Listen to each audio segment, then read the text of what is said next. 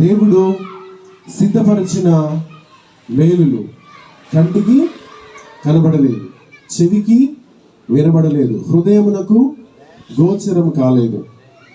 ఒక వ్యక్తి యేసుక్రీస్తు ప్రభువారిని దేవునిగా అంగీకరించి ఆయనతో సహవాసం చేయడానికి నిర్ణయం తీసుకున్న తర్వాత, మీరందరూ పుట్టుక నుంచి క్రైస్తవులు కాదు, కొంతకాలం హైందవ సనాతన ధర్మంలో కొనసాగిన తర్వాత యేసుక్రీస్తు ప్రభువారిని దేవునిగా అంగీకరించిన వారు. మీరు అంతకుముందు కొనసాగిన భక్తిలో నుంచి యేసుక్రీస్తు ప్రభువారిని ఆరాధించడం మాటల్లో చెప్పేంత తేలికైన విషయం కాదు. చాలా చాలా చాలా శ్రమలు, ఇబ్బందులు, నిందలు, అవమానాలు, ఎన్నో రకాలైనటువంటి మాటలు పడి మీరు క్రీస్తు ప్రభువారిని దేవునిగా అంగీకరించడానికి నిర్ణయం తీసుకున్నారు. అవునా? దేవునికి స్తోత్రం చెప్పండి గట్టిగా. బయట ఉన్న పురుషులు కూడా రెండు చేతులకి స్తోత్రం చెబుదాం. మీరు యేసుక్రీస్తు ప్రభువారిని ఇంత పెయిన్ఫుల్గా, ఇంత బాధతో యేసుక్రీస్తు ప్రభువారిని అంగీకరించినప్పుడు, యేసుక్రీస్తు ప్రభువారిని దేవునిగా మీరు ఇష్టపడి ఆయనను పూజించడానికి ఈ లోకంలో చాలా విషయాలన్నింటినీ పక్కన పెట్టి యేసుక్రీస్తు ప్రభువారిని బిడ్డగా నీవు జీవించడానికి నీవు నిర్ణయం తీసుకున్నప్పుడు, జీవము కలిగిన దేవుడు నీ కొరకట కంటికి కనబడని, చెవికి వినబడని, నీ హృదయము అంచనా వెయ్యలేని ఆశీర్వాదాలను ఆయన నీ కొరకు దాచిపెట్టి ఉంచాడు. హల్లెలూయా. అది సమయోచితంగా, అంటే అది ఎప్పుడు అవసరం వచ్చిందో అప్పుడు మాత్రమే దాన్ని నీకు తెలియజేస్తాడు. అంటే సర్ప్రైజ్ అంటాం కదా, నేను నిన్ను ఆశ్చర్యపరచబోతున్నాను అని చెప్తారు చాలాసార్లు. అలాగా దేవుడు అట్లని అప్పటికప్పుడు నీ గురించి నిర్ణయం తీసుకోలేదు. ఆయన ఎప్పుడో నీకోసం పనిని ప్రారంభించాడు. నీకు అవసరం 2024 నవంబర్ 29న అవసరం కావాలి, అప్పటికి నీకు అవసరం. కానీ దేవుడు ఎప్పుడో 2015లోనో 2017లోనో ఆ పనిని ప్రారంభించాడు నీకు ఇప్పుడు అవసరం తీర్చడానికి. ఎందుకు అంటే ఆయన వర్తమాన భూత భవిష్యత్ కాలాలలో ఉన్న దేవుడు, ఆ సర్వోన్నతుడైన దేవుడు నీ కొరకు ఆయన సిద్ధపరిచిన కార్యాలు బహుశ్రేష్టమైనవి. ప్రియులారా, మీరు ఎన్నో ఇబ్బందులలో నుంచి, ఇరుకులలో నుంచి యేసుక్రీస్తు ప్రభువారిని అంగీకరించినప్పుడు నీ పట్ల ఆయన ఎలాంటి శ్రద్ధను కలిగి ఉన్నాడు, ఏ విధమైనటువంటి జాగ్రత్త నిన్ను బట్టి ఆయన తీసుకుంటున్నాడు. జకర్యా గ్రంథంలో 2వ అధ్యాయము 8వ వచనాన్ని మనం చూస్తాం. జకర్యా గ్రంథము 2వ అధ్యాయము 8వ వచనాన్ని మనం ఒకసారి చూస్తే,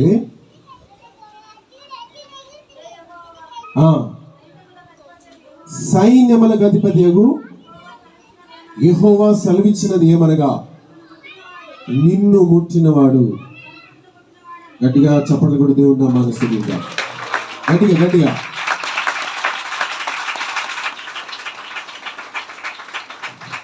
చాలా మంది చేతులు ఇంటి దగ్గర పెట్టి వచ్చినట్టున్నారు. చేతులు ఇంటి దగ్గర పెట్టి వచ్చారా, తెచ్చారా?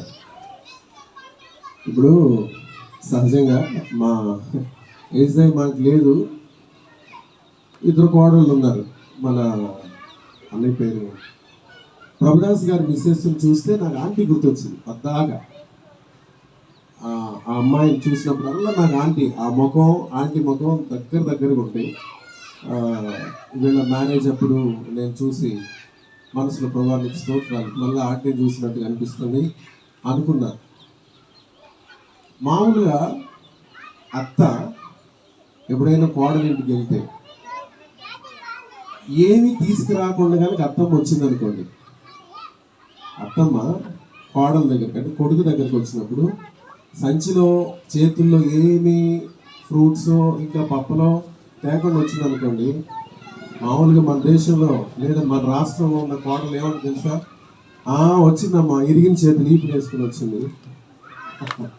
ఏమి లేకుండా ఏ చేతులు, ఇరిగిన చేతులు వీపు వేసుకుని వచ్చిందట. మీరు అట్లా చేసుకుని వచ్చారా దేవుని సన్నిధికి? తెచ్చారా చేతులు? ఎత్తి చూపించండి చేతుల్ని. ఇప్పుడు కొట్టండి, అక్కడ కొట్టండి చెప్పట్లా. హల్లెలూయా. ఇది ఆఖరి సభ కదా, మనం దేవుడు అనే మొహం పెట్టుకుంటూ ఆసక్తి. యాక్చువల్గా నాకు వచ్చే ఓపిక లేదు. నేను రాత్రి ఫ్లైట్ దిగి విమానంలో నేను చాలా ఇట్లా కూర్చోవలసి వచ్చింది. ఇరుకు చైర్ వచ్చింది. నా 2 కాళ్ళు మోకాళ్ళు వచ్చేటప్పుడు బాగా ఇంకొక వాసున్నాయి. షూ పట్టక చెప్పులు వేసుకున్నా, కాళ్ళు బాగా వాసున్నాయి. తమ్ముడు కూర్చుని వాకింగ్ చెప్దాం అనుకున్నాను, కానీ కూర్చుని చెప్పడానికి కుదరట్లేదు. సో మీరు వినకుండా నిద్రమోహం వేసుకుని మధ్యలో నన్ను ఇట్లా పిలుస్తుంటే ఏం బాగుంటుంది చెప్పండి? బాగుంటుందా? బాగుంటుంది. అందరు ఆసక్తిగా దేవుని వాక్యం వినాలి. దేవుని వాక్యం వినాల్సిందే. వినకపోతే నేను ఊరుకో, అది ఇంకో ప్రాబ్లం. నేను ఏ పేర్లు కాదు కదా బతిలాడడానికి. నేను కర్ర తీసుకుని కొట్టడమే పని. వినకపోతే మాత్రం నేను ఊరుకో. జాగ్రత్తగా మీరు దేవుని వాక్యాన్ని వినాల్సిందే. స్తోత్రం చెప్తాం గట్టిగా, ఇంకా గట్టిగా. మంచిది ప్రియులరా. మనం దేవుని వాక్యం మనము ఏం నేర్చుకుంటున్నామంటే, మనము ఒక ఆరాధన క్రమంలో, పుట్టిన దగ్గర నుంచి ఒక ఆరాధన క్రమంలో కొనసాగి యేసుక్రీస్తు ప్రభువు నిజమైన దేవుడని, నేనే సత్యము, నేనే జీవము, నేనే మార్గము అని ఏ దేవుని చేత చెప్పబడిందో ఆ వాక్యాన్ని విన్న తర్వాత మనము పరలోక రాజ్యానికి వారసత్వాన్ని సంపాదించుకోవడానికి క్రీస్తు ప్రభువారిని దేవునిగా అంగీకరించిన తర్వాత నీ పట్ల యేసుక్రీస్తు ప్రభువారు ఎంత శ్రద్ధ కలిగి ఉన్నారు అంటే, నిన్ను ముట్టివాడు ఒకవేళ మీ భర్త అయినా నిన్ను అనవసరంగా కొట్టడానికి ప్రయత్నం చేస్తే దేవుడు ఊరుకుంటాడా? చెప్పండి, ఊరుకోడు. బైబిల్లో మోషే వాళ్ళ అక్క మిరియాము ఒకసారి మోషే విషయంలో సణుక్కుని వాళ్ళిద్దరు అహరోను కూడా మాట్లాడితే దేవుడు కాండ్రిచ్చి మొఖాన్ని ఊశాడు. ఎవరిని? మిరియాం మొఖాన్ని. దేవుడు ఊస్తే కుష్ఠరోగం వచ్చింది. నొసల మీద ఏమొచ్చింది? కుష్ఠరోగం వచ్చింది. నీ భర్త అయినా సరే నిన్ను అనవసరంగా, నీవు యేసుక్రీస్తు ప్రభువు వారి బిడ్డగా మారిన తర్వాత నీ బిడ్డలైనా, అన్నదమ్ములైనా, అక్క చెల్లెళ్ళైనా ఎవరైనా నీ మీదకి వస్తుంటే దేవుడు ఊరుకోడు. ఏయ్ అంటాడు ఆయన. ఏంటి? నా కుమారుడు, నా సేవకుడు, లేదా నా కుమార్తె. వీళ్ళరా, మనం అసలు భూమి మీదకి రావాలని అనుకుంది ఎవరు? అమ్మా నాన్న. 139వ కీర్తన 13వ వచనంలో, 139వ కీర్తన 13వ వచనం మనం చూస్తే, నా అంతరేంద్రియములను కలుగ చేసిన వాడు నీవే, నా తల్లి గర్భమందు నన్ను నిర్మించిన వాడు నీవే. ఎప్పుడు చెప్పండి? మనల్ని అమ్మ గర్భంలో చేసింది ఎవరు? మాట్లాడండి, కొంచెం మాట్లాడండి. ఎవరు? దేవుడు. మన అమ్మ నాన్న ఏంటి సట్టి ముక్కు వేసుకుని పుట్టింది, పారపళ్ళు ఉన్నాయి ఏంటి, ఆ బొగ్గలేంటి, చేతులు చూడు ఎట్లా ఉన్నాయో అని ఎవరైనా మనల్ని అంటున్నా, మనల్ని తయారు చేసి అమ్మ గర్భంలో పెట్టింది ఎవరు? సర్వోన్నతుడైన దేవుడు. ఆయన అనుకుంటే మనం భూమి మీదకి వచ్చాం. ఇప్పుడు ఆయన కుమారులుగా మారాం, ఆయన కుమార్తెలుగా మారాం. ఆయన మనల్ని అరచేతులలో చెక్కుకున్నాడు. చెప్పండి, దేవుని మనసు. ఆయన నిన్ను నన్ను అరచేతులలో చెక్కుకున్నాడు. ఎంత పెద్ద శ్రద్ధ నీ విషయంలో. మనం అనుకుంటాం నేను బ్రతకడం అనవసరం. ఎందుకు బ్రతకాలి? కన్నా వాళ్ళకి నేను అర్థం కావట్లేదు. పోనీ కట్టుకున్నవాడని అర్థం చేసుకుంటాడా అంటే, అత్తాక నీ ముఖం చూపించొద్దు, నువ్వంటే నాకు ఇష్టం లేదు అన్నట్లుగా మాట్లాడుతున్నాడు. ఇక నా కడుపును పుట్టిన వాళ్ళేమో అనవసరంగా నీ కడుపును పుట్టామంటున్నారు, ఇంకా నేను ఎందుకు బ్రతకాలి అని చాలాసార్లు మనం అనుకుంటుంటే ప్రభు అంటున్నాడు, లేదు, నేను నిన్ను భూమి మీదకి తెచ్చిన వాడను, నేను నీ పట్ల నాకు ఉన్నత ఉద్దేశాలు ఉన్నాయి. గట్టిగా చెప్పండి కొడదాం. I have great plans about yourself. I have great plans about yourself. Of course you have more problems. You struggle. నీవు చాలా క్లిష్ట కొట్టబడుతున్న పరిస్థితుల్లోనూ కొనసాగొచ్చు. ఇందాక హేబేల్ గారు మనల్ని ఆరాధనలో నడిపించేటప్పుడు చెప్తున్నారు, నువ్వు ఆర్థిక ఇబ్బందులు ఉన్నావా, పంటలను గురించి దిగులు పడుతున్నావా, కుటుంబ పరిస్థితులు నిన్ను సతమతం చేస్తున్నాయి, కొట్టబడుతున్నావు, ఇబ్బందుల కొలిమిలో ఉన్నావు. అయితే ఈరోజు నీకు శుభవార్త ఏంటంటే, నీకోసం ఆయన మేలులను దాచిపెట్టాడు. అవి నీ కంటికి కనబడకుండా ఉన్నాయి. ఇప్పుడు వాటిని నీ కళ్ళ ముందుకు తీసుకొని రాబోతున్నాడు. హల్లెలూయా, హల్లెలూయా. అవును, ఆదికాండము 37వ అధ్యాయము 18వ వచనం. ఆదికాండం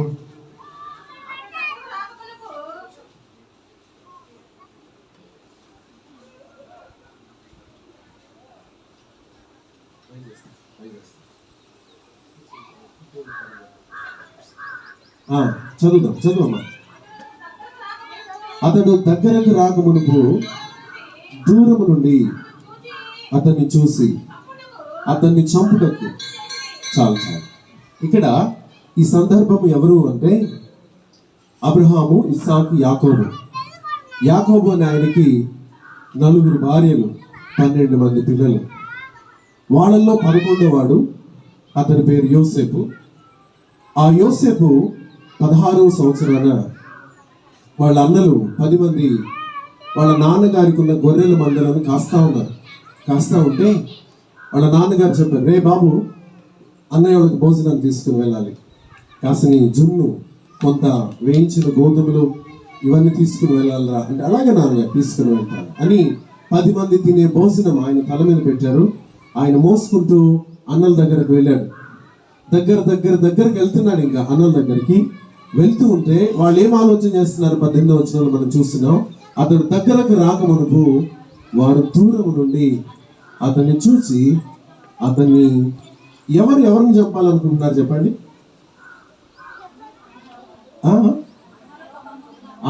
బయటోళ్ళు కాదు.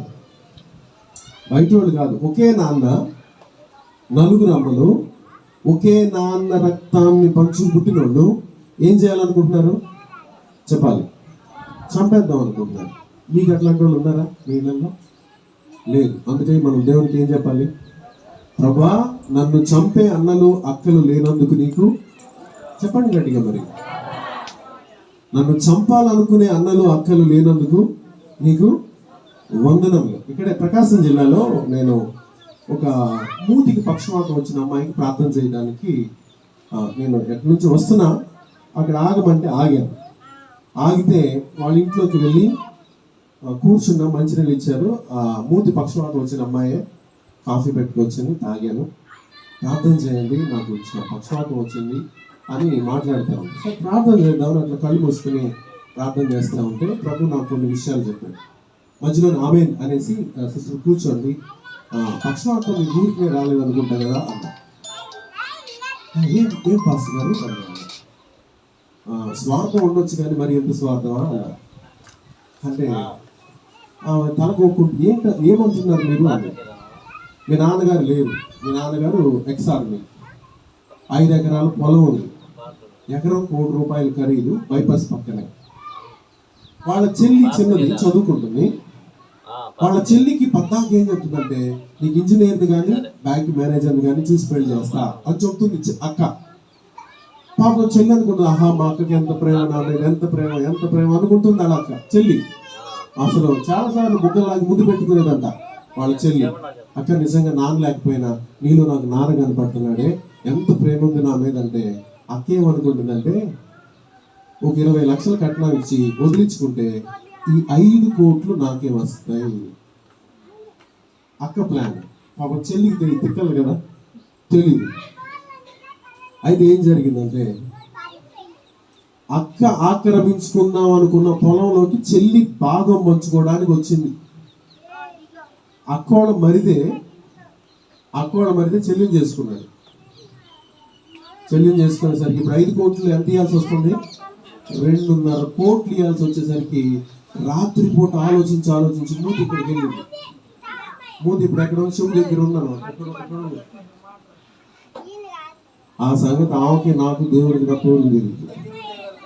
నేను అడిగాను, ఆస్తిలో మొత్తం నువ్వు తీసుకోవాలనుకుంటే మీ చెల్లి భాగానికి వచ్చింది కదా అనగానే తినబడిపోయింది. అంటే నిజంగా మన వెనకాల లేదా మన ముందున్న అన్నలు అక్కలు ఎంత క్రూరమైన ఆలోచన కలిగి ఉంటారు కదా. యోసేపు ఏమనుకుంటున్నాడు? చంపేద్దాం. నేను అంతకుముందు పంచాయతీ రాజులో ఉద్యోగం చేశాను, తెనాలిలో గవర్నమెంట్ ఆఫీస్లో. నాకు తెలిసిన ఒక జై వాళ్ళ అన్నయ్య భార్య, వాళ్ళ చౌదరీసు 100 ఎకరాల పొలం ఉంది. హైదరాబాద్లో కూడా కోట్లు వచ్చే ఆస్తులు వాళ్ళకున్నాయి. వాళ్ళ అన్నయ్య హాస్పిటల్కి వెళ్ళాడు, డిశ్చార్జ్ అయ్యాడు. మెట్లు దిగుతూ ఉండగా పల్స్ డౌన్ అయ్యి మెట్ల మీదే పడి చచ్చిపోయాడు. చనిపోతే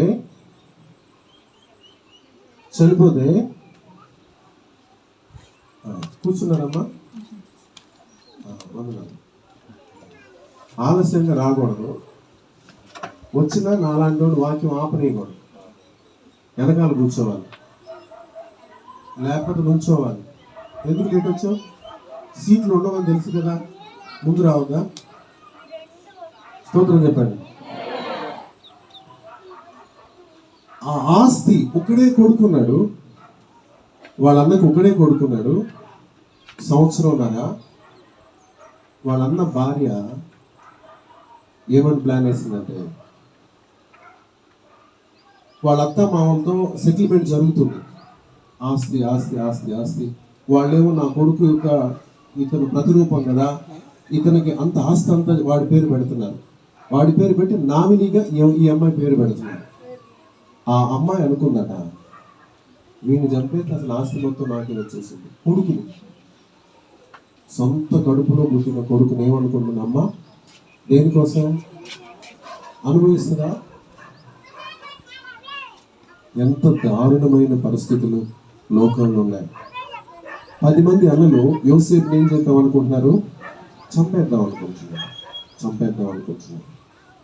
మన జీవితంలో కూడా మనం కొన్నిసార్లు ఇలాంటి పరిస్థితులను అనుభవిస్తూ ఉన్నాం. అయితే దేవుడు కంటికి కనబడిన సహాయం ఏం చేశాడు యోసేపుకి అని కనుక మనం ఆలోచన చేస్తే, ప్రియులారా, దేవుడు ఎలాంటి గొప్ప ఆధిక్యత నీ విషయంలో నా విషయంలో తీసుకుంటాడు. 21వ వచనాన్ని మనం చదువుతాం.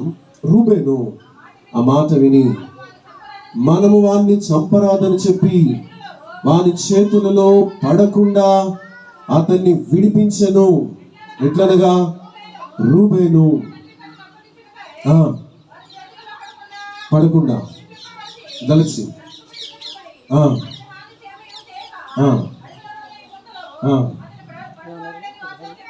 రూబేను పెద్దోడు అంటున్నారు, రే ఆయన చంపడం ఎందుకురా, ఆయన చంపడం ఎందుకు, ఆ గుంట్లో వేసేయండి అంటున్నాడు. అంటే నీ మీదికి ప్రమాదము వాలిపోతూ ఉన్న సమయంలో ఆ ప్రమాదంలో నుంచి నువ్వు పక్కకు తీయడానికి ఎవరైతే నిన్ను చంపాలనుకుంటున్నారో ఆ గ్రూపులో నుంచే దేవుడు నీ కోసం ఒక వ్యక్తిని ఏర్పాటు చేస్తాడు. చెప్పండి కూడా దేవుని మనసు గట్టిగా.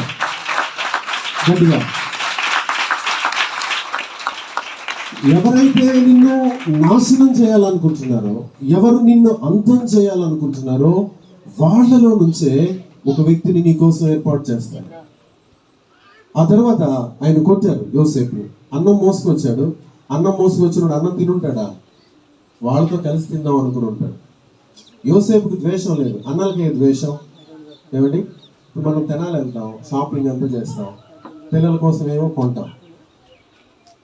ఎవరైనా స్వీట్ షాప్ దగ్గర కొనేటప్పుడు 1/4 కేజీ జాంగ్రీ ఇవ్వు, పకోడీ ఇవ్వు, దాల్మూడి ఇవ్వు, అవన్నీ అక్కడ తినొస్తారా?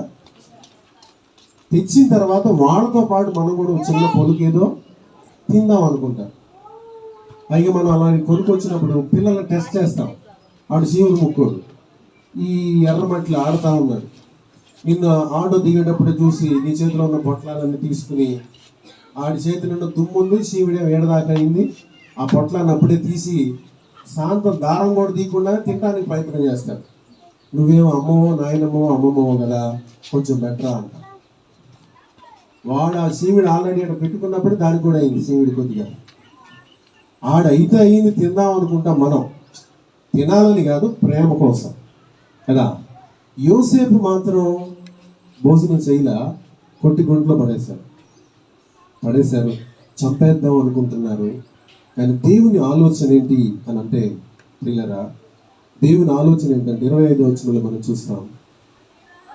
వారు భోజనము చేయి కూర్చుండి కనులెత్తి చూడగా ఐగుప్తునకు తీసుకొని పోవుటకు గుగ్గిలము, మస్తకియు, బోళమును మోయుచున్న వంతెలతో ఇస్మాయేలీయులైన మార్గస్థులు గిలాదు నుండి వచ్చుచుండ్రు. చెప్పండి కూడా దేవుని నామమున హల్లెలూయా. నలుదిశల నన్ను భయమావరింప నా పక్షమందుంటివే, నాకభయమిచ్చితివే. నలుదిశల నన్ను భయమావరింప నా పక్షమందుంటివే, నాకభయమిచ్చితివే. హల్లెలూయా. యేసునాథా కృతజ్ఞత స్తుతునివే. అందరూ హల్లెలూయా లూయా లూయా. యేసునాథా కృతజ్ఞత స్తుతునివే. నాకింకా ఆశలు లేవాను కలగా, ఆశ నీవైతివే. ఆశలు తీర్చితివే. నాకింకా ఆశలు లేవాను కలగా,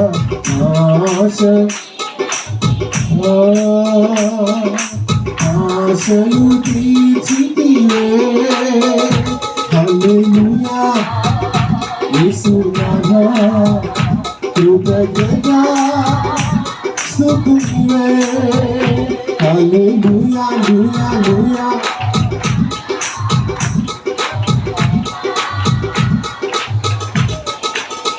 జై బోలో ఇస్మారాజుకే. గట్టిగా చెప్పండి హల్లెలూయా. యోసేపు గుంటలో ఉన్నాడు. ఆ గుంట మనం చూసే ఇలాంటి గుంట లాంటిది కాదు. అడవిలో గుంట. ఏం చేస్తారంటే, ఇది గొర్రెల కాపర్లు కదా, అక్కడ ఎడారిగా ఉంటుంది. ఎడారిలో ఏం చేస్తారంటే గుంట తవ్వుతారు. 15 అడుగుల లోతు గుంట, 4 అడుగులు లేదా 2.5 అడుగులు వెడల్పు ఉంటుంది. సీసా మూతిలాగా. పైన వెడల్పు తక్కువ, లోపల ఎక్కువ ఉంటుంది. ఎందుకంటే ఎండ పడితే నీళ్ళు ఆవిరైపోతాయని మూతి దగ్గరగా ఉంటుంది, లోపల వెడల్పు ఉంటుంది. అట్లాంటి గుంతలో ఉన్నాడు యోసేపు.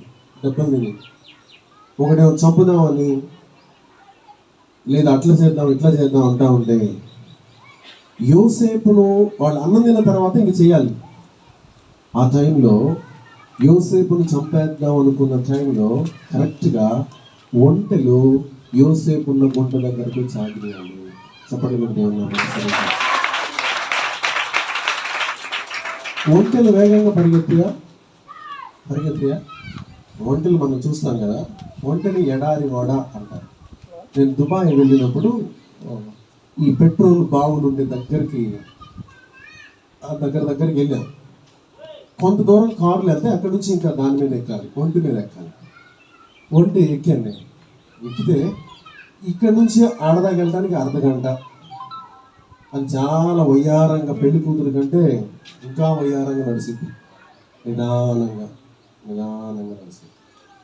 ఇప్పుడు యోసేపు చచ్చిపోకుండా బ్రతకాలంటే వేరే మనుషులు వచ్చేసారు. ఇప్పుడు హత్య చేయడానికి లేదు, ఒంటెలు కరెక్ట్గా వచ్చి ఆ గుంట దగ్గర దేవుడు నీ కోసం ఏర్పాటు చేసే మేలు నీ కంటికి. అక్కడున్న వాళ్ళు ఎవ్వరు కూడా ఎక్స్పెక్ట్ చేయ యోసేపుని చంపేద్దామనే ప్లాన్ మొత్తం రివర్స్ అయింది. యూదా అంటున్నాడు, అరే ఈయన చంపొద్దులే కానీ అమ్మేద్దామా అంటున్నాడు. స్తోత్రం కలుగును గాక. అమ్మేద్దామా అంటే అమ్మితే డబ్బులు వస్తాయి కదా, మన ఖర్చులకి ఇక్కడ వాడుకోవచ్చు అని బొట్లో నుంచి పైకి లాగి ఈయన ఎంత కొంటారు అన్నారు. మొహం అంత వాసిపోయింది, కొట్టున్నారు కదా, అమ్మేశారు. యోసేపు అన్నం తిన్నాడా? నేను చాలా దూరం భోజనాన్ని మోసుకొచ్చాను. వంటను ఎందుకు ఏర్పాటు చేశారంటే యోసేపు గబగబా నడవలేదు, నీరసం, ఒళ్ళంత దెబ్బలు, చాలా కష్టమైన పరిస్థితి. అడుగు తీసి అడుగేయాలంటే చాలా కష్టం. ప్రియ సహోదరులారా, మనం మనుషులకి కనబడుతుంది వేరు, దేవుడు నిన్ను చూస్తున్న విధానం వేరు. హల్లెలూయా. అవును, మనుషులు మనల్ని చులకనగా, హేళనగా, అవమానకరంగా, మనల్ని తీసి పారేసినట్లుగా చూస్తున్నారు, కానీ దేవుడు అట్లా చూడట్లేదు. నిన్ను చాలా విలువైన వ్యక్తిగా చూస్తున్నాడు. హల్లెలూయా. కృంగిపోవద్దు, ఏడవద్దు. ఎందుకంటే ఈ లోకంలో ఎవ్వరూ ప్రేమించనంతగా ఆయన నిన్ను ప్రేమిస్తున్నాడు.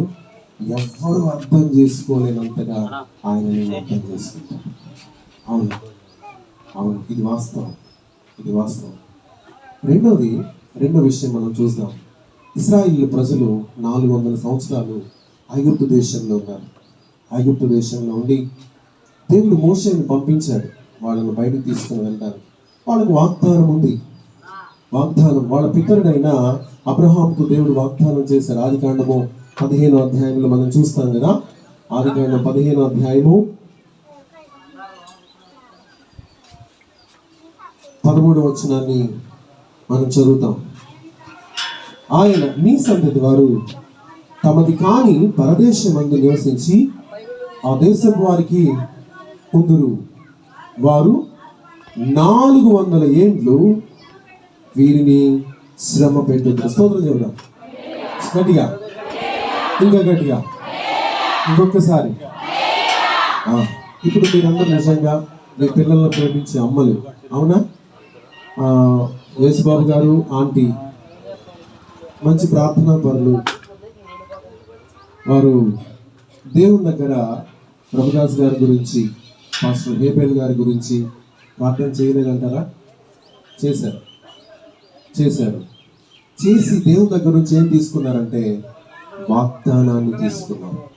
ప్రభుదాస్ గారి గురించి ఏం వాగ్దానాలు ఉన్నాయి అంటే, ఆయన అనేక రాష్ట్రాలలో అనేక భాషలు కలిగిన వారి మధ్యలో దేవుడు వాడుకుంటానని ఆంటీకి వాగ్దానం ఇచ్చి ఉంటారు. ఖచ్చితంగా అంకులు ఉన్నారు. మరి వీళ్ళిద్దరి గురించి ఏం వాగ్దానాలు ఇచ్చారో వాళ్ళకి తెలుసు, ఆంటీకి తెలుసు. వాళ్ళిద్దరు మాట్లాడుతూ ఉంటారు. మనం డబ్బు సంపాదించలేకపోయినా, పొలాలు, స్థలాలు, బంగారం, బ్యాంక్ బ్యాలెన్స్లు సంపాదించలేకపోయినా వాగ్దానాలు తీసుకోవచ్చు దేవుని దగ్గర నుంచి. హల్లెలూయా. మనం ఆరాధిస్తున్న దేవుడు మాట తప్పుతాడా? చెప్పాలి, చెప్తాడా? తప్పుతాడా? భూమి తల్లకిందులు అవుతుందేమో కానీ ఆయన నోట్లో నుంచి ఒక మాట మీకు వచ్చి ఉంటుంది. ఏమన్నా జరగని ఆయన మాట తప్పేవాడు కాదు. అబ్రహాంతో చెప్పాడు, అబ్రహామా, నీ సంతానం 400 సంవత్సరాలు ఐగుప్తు దేశంలో ఉంటారు. ఉండి 400 సంవత్సరాల తర్వాత ఒట్టి చేతులతో రారు. వాళ్ళు ఎలా వస్తారు? సమృద్ధితో వస్తారు. హల్లెలూయా. దేవుడి ముగింపు, ఈ ఉపవాస ప్రార్థన ముగింపు తర్వాత సమృద్ధితో దేవుడు నిన్ను నింపబోతున్నాడు. నమ్మితే గట్టిగా స్తోత్రం చెప్పు. హల్లెలూయా. అది ఆరోగ్యం అవ్వచ్చు, మానసిక స్టెబిలిటీ అవ్వచ్చు, ఫినాన్షియల్ అవ్వచ్చు, గోల్డ్ అవ్వచ్చు, what ever it may be, ఏదైనా అవ్వచ్చు. దేవుడు సమృద్ధినిస్తాడు. దేవుడు అబ్రహాముకు చెప్పాడు, 400 సంవత్సరాల తర్వాత వాళ్ళు బయలుదేరి వచ్చేటప్పుడు ఒట్టిగా రారు, చాలా ఆస్తితో బయలుదేరి రాబోతున్నారు. వాళ్ళు అక్కడికి వెళ్ళింది ఖాళీ చేతులతో వెళ్ళారు, ఆకలితో వెళ్ళారు. కానీ అక్కడి నుంచి బయలుదేరుతున్నప్పుడు వాళ్ళు మొయ్యలేనంత ఆస్తినిచ్చి పంపిస్తున్నాడు దేవుడు. స్తోత్రం కలుగును గాక. గట్టిగా దేవుని పిల్లలు ప్రియులరా, వారు చూడడానికి చాలా దయనీయంగా కనబడతారు, కానీ వాళ్ళు చాలా ఉన్నతమైన సమృద్ధిని కలిగిన వారు. స్తోత్రం కలుగును గాక.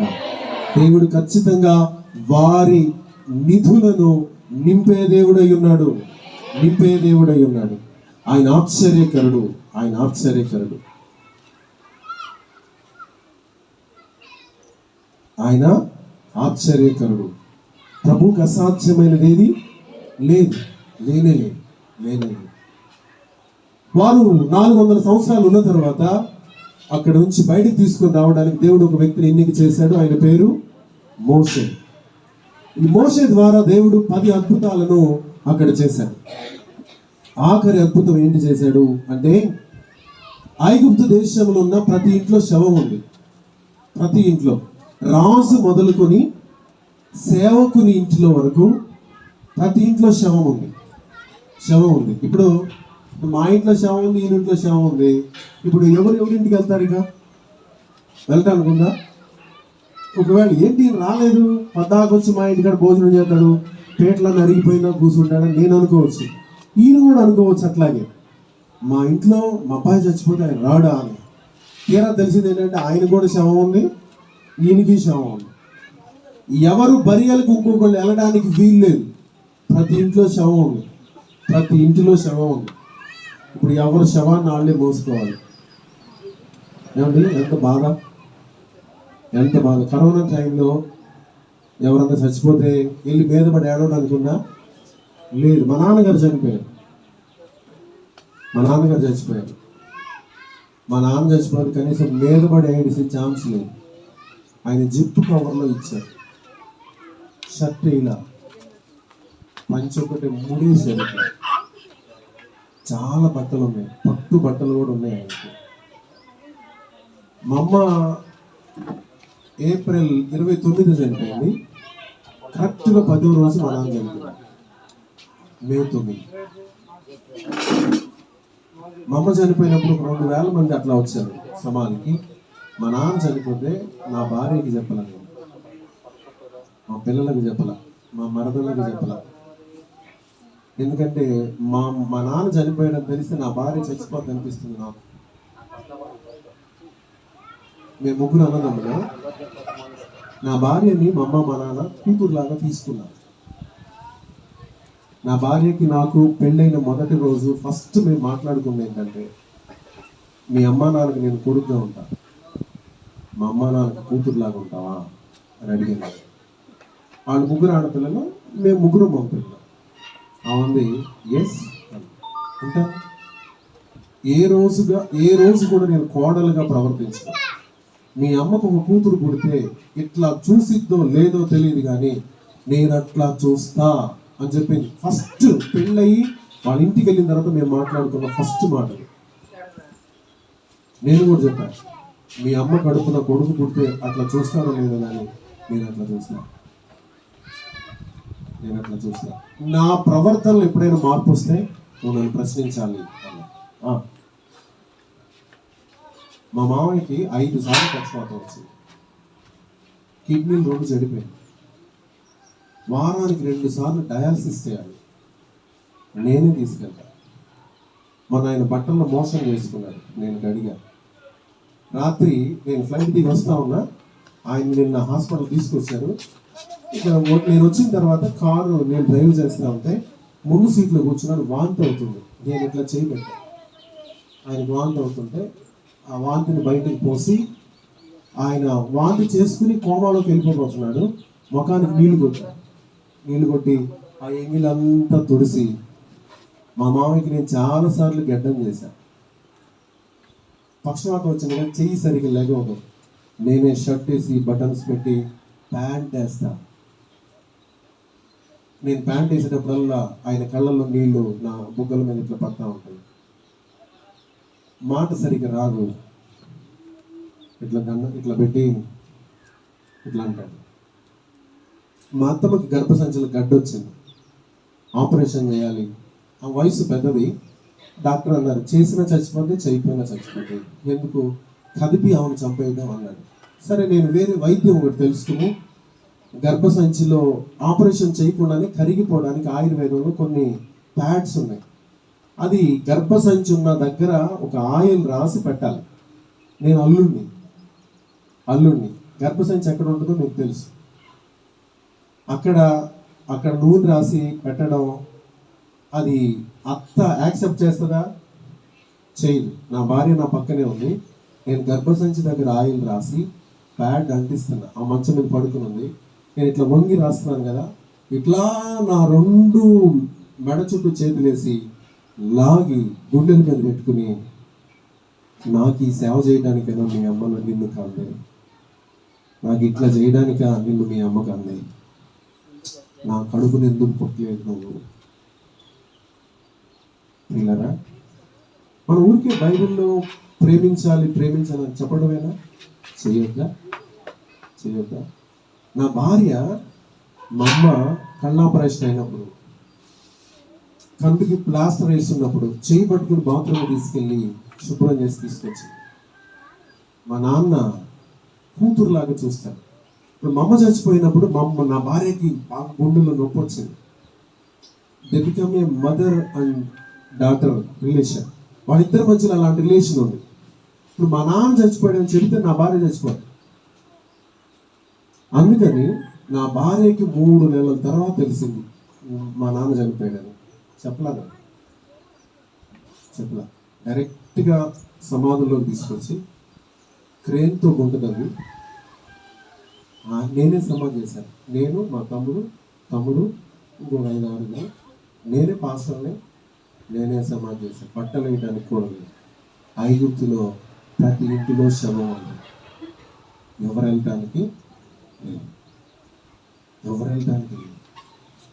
ఆ టైంలో మోసే ఇశ్రాయేలీయులను తీసుకుని బయలుదేరుతున్నారు. స్తోత్రం కలుగును గాక. హల్లెలూయా. పీహహరోతు అనే స్థలంలో వాళ్ళు ఎర్ర సముద్రాన్ని దాటుతున్నారు. ఎర్ర సముద్రం దాటిన స్థలం పీహహరోతు అనే దగ్గర క్రాస్ అయ్యారు. ఆ దగ్గరికి వెళ్ళిపోయారు. ఎర్ర సముద్రంకి వెళ్ళిన తర్వాత వీళ్ళందరూ శవాలను పూడ్చుకున్నారు. అరే మన ఇంట్లో పనిచేసే వాళ్ళు లేరని మళ్ళీ గుర్రాలు తీసుకుని వచ్చారు. దేవుడు మేఘస్తంభముగా, అగ్నిస్తంభముగా వాళ్ళని కాపాడడం అంతా మనకు తెలుసు. అవతలికి వెళ్ళిన తర్వాత వాళ్ళు బాగా పాటలు పాడారు. మర్చిపోయి నాట్యం ఆడి పాటలు పాడిన తర్వాత మంచినీళ్ళు అవుతున్నప్పుడు మోషన్ అడిగారు, సార్ వీ వాంట్ వాటర్, మాకు మంచినీళ్ళు కావాలి అంటే, అక్కడ చూస్తే ఒక నది ఎలా ప్రవహిస్తుంది. ఆ నీళ్లను చూసి అక్కడికి వెళ్ళి ఆ నీళ్లు తాగుదామని ఇలా తీసుకుంటే ఆ నీళ్ళని ఎలా ఉన్నాయి? చేదుగా ఉన్నాయి. చేదు. ఆ చేదు నీళ్లు మనకు ఉప్పు నీళ్ళు తెలుసు, సప్ప నీళ్ళు తెలుసు, మంచి నీళ్ళు తెలుసు. కానీ చేదు నీళ్ళు టేస్ట్ చేశారు ఎక్కడన్నా? కాకరకాయలో తప్ప, బీరకాయలో తప్ప ఇంకెక్కడన్నా చేదును చూస్తావా? లేదు. కానీ వాళ్ళ నీళ్లు ఏ నీళ్లు? చేదు నీళ్లు. ఇప్పుడు ఈ మందిరం వెయ్యక ముందు నాకు తాటేగుల మందిరం తెలుసు. వచ్చాను నేను ఒకసారి, 1-2 సార్లు వచ్చాను. ఆ మందిరం ఉన్నప్పుడు చిన్న మందిరం, మరి తమ్ముడు హేబేలు అమ్మాయి మీ మధ్యలో సేవ చేస్తున్నారు. కానుకలు ఏం పెద్ద ధారాళంగా రావు. ఇక్కడే నెలదప్పి గర్భాన్ని మోస్తూ చాలా నొప్పులను అనుభవిస్తూ మీ మధ్యలో వాళ్ళు సేవ చేస్తూ వచ్చారు. ఇప్పుడు ఊరికే ఫిన్ని ఎంత పెద్దోడు పుట్టగానే అవ్వలేదు కదా. ఎంతో చేదును వీళ్ళు అనుభవిస్తే కానీ ఈరోజు ఇన్ని గొప్ప ఏర్పాట్లు జరగలేదు. అవునా కాదా? ఒక పక్క చేదు అనుభవిస్తానే మీకు మధురాన్ని వాళ్ళు అందిస్తున్నారు. వాళ్ళు ఎంత చేదైన పరిస్థితుల్లో కూడా వెళ్తున్నారు. అయినా మీకు సువార్త ప్రకటించడం కానీ, మీకు బాగోలేదంటే హాస్పిటల్కి రావడం కానీ, మీరు సమస్యలో ఉన్నారంటే ఇంటికి వచ్చి ప్రార్థన చేయడం కానీ ఎప్పుడైనా మానేరా? చెప్పండి, మానేరా? లేదు. వాళ్ళకి చేదు అని మీకు మధురం. ప్రియులరా, ఇశ్రాయేలు ప్రజలందరూ ఆ చేదు నీళ్ల ముందు నిలబడి ఉన్నారు. నది ప్రవహిస్తానే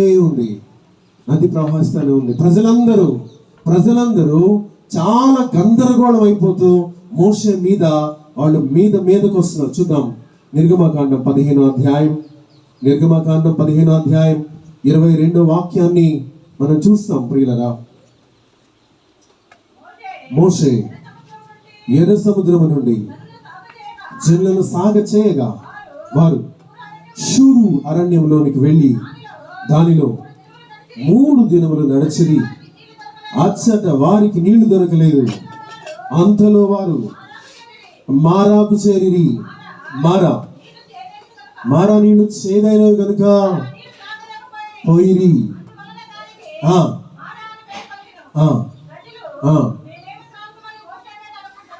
సడుగు కొనగా గట్టిగా చెప్పడం కూడా దేవుని నామాన్ని స్తుతిద్దాం. హల్లెలూయా, హల్లెలూయా. 20 లక్షల మంది ప్రజలు ఒక పక్క, మోషే ఒక్కడే ఒక పక్క. వాళ్ళందరూ మాకు మంచినీళ్ళు మంచినీళ్ళు మంచినీళ్ళు మంచినీళ్ళు మంచినీళ్ళు మంచినీళ్ళు అంటున్నారు. అమ్మా లేపా మెలుగుకున్నాగా. ఈసారి నేను వచ్చేటప్పుడు 100 మంచాలు అంతా తీసుకొస్తా. 100 మంచాలు తీసుకొస్తా. మనం స్కూల్ గ్రౌండ్లో వేసుకుందాం మంచాలు. మీరు అందరూ మంచం మీద అంటే నేను జోలపాటు పాడుతూ ఉంటాను. సరేనా? నుంచోండి, మరి లేచి నుంచుందాం. అందరం లేచి నిలబడదాం.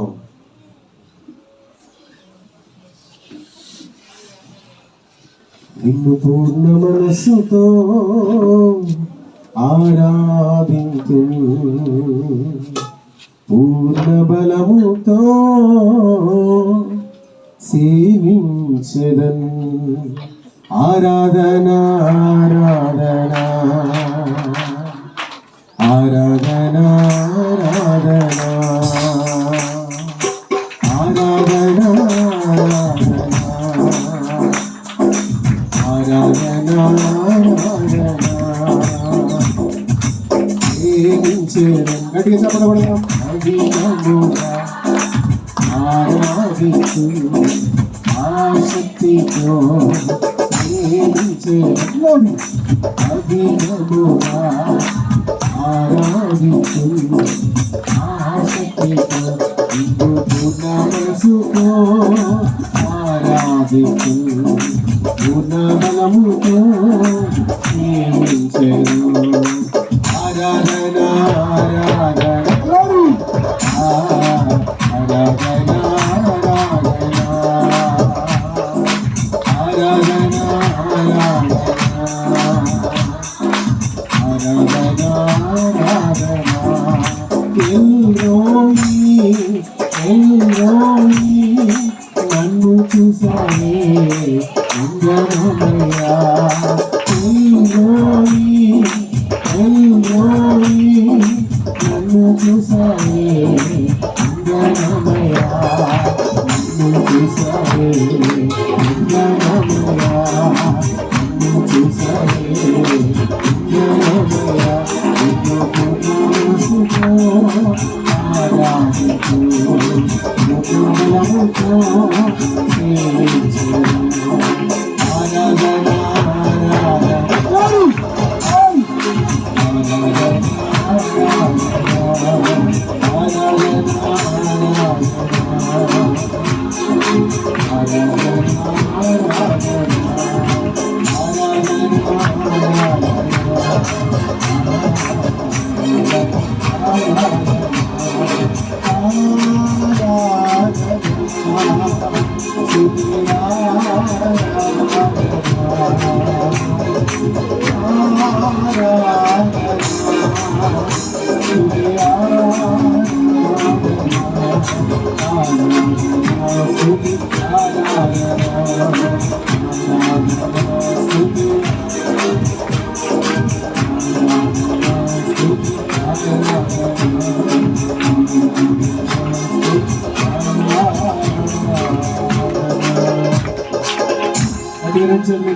స్తోత్రం జరిగిద్దాం. గట్టిగా, ఇంకా గట్టిగా. 20 లక్షల మంది ప్రజలందరూ ఒక వైపునుంటే మోషే ఒక్కడే ప్రార్థన చేస్తున్నాడు. ఏం చేస్తున్నాడు చెప్పాలి? ఇప్పుడు సహజంగా పరిస్థితులు బాగోనప్పుడు ఒకవేళ ప్రభుదాస్ గారికో హేబేల్కో సమస్య వస్తే ఫస్ట్ నాన్నని అప్రోచ్ అవుతాను. నాన్న ఇట్లా ఉంది, నీ దగ్గర ఉన్నాయా, పరిస్థితి ఏం బాగోలేదయ్యా అంటే, అరే నా దగ్గర కూడా ఇట్లా ఉందంటే వాళ్ళ మేనమావ గారు ఉన్నారు, ఆయన అప్రోచ్ అవుతారు. లేదు పిల్లల్ని ఇచ్చిన మావయ్యలు ఉన్నారు, వాళ్ళని అప్రోచ్ అవుతారు. కొంతమంది స్నేహితులను అప్రోచ్ అవుతారు. ఎక్కడ పని అవ్వలేదు అనుకోండి, అంటే నా వైపు చూడండి, నా దృష్టి ఇలా చూశాను ఎక్కడ నుంచి నాకు సహాయం రాలా, అప్పుడు కళ్ళు ఆటోమేటిక్గా పైకి లెగుస్తాయి, దేవుని సింహాసనం వైపు చూడడం ప్రారంభమవుతుంది. హల్లెలూయా, హల్లెలూయా. నీకు సమస్య మీదకు వస్తున్నప్పుడు మనం చూడాల్సింది ఇలా కాదు, ఎటు చూడాలి? పైకి దేవుని సింహాసనం ఉన్న వైపు చూడాలి. చూస్తే ఆకాశ మహాకాశములు పట్టజాలని సర్వశక్తుడైన దేవుడు, నిన్ను ముడితే నా కనుగుడ్డును ముట్టునని చెప్పిన దేవుడు, అరచేతులలో నిన్ను చెక్కుకున్న దేవుడు ఊరుకుంటాడా? చెప్పండి, ఊరుకుంటాడా? లేదు. నేను చెప్పాను ఇందాకే, నీకు 2024 నవంబర్ 29న నీకు అవసరం ఉంటే ఆయన ఒక 30 సంవత్సరాల ముందే నీ గురించి ఆయన పని ప్రారంభించి పెట్టాడు. స్తోత్రం కలుగునుగా. హల్లెలూయా. అవును. మోషే ప్రార్థన చేస్తున్నాడు. మోషే ప్రార్థన చేస్తూ ఉంటాడు. దేవుడు మోషే, మనం చదువుతున్నాం అక్కడ, మోషే ప్రార్థన చేస్తూ ఉన్నాడు. అందరి యెహోవాకు మొరపెట్టెను. అందరి యెహోవా అతనికి ఒక చెట్టును చూపించెను. మొక్క అంటే ఏంటి?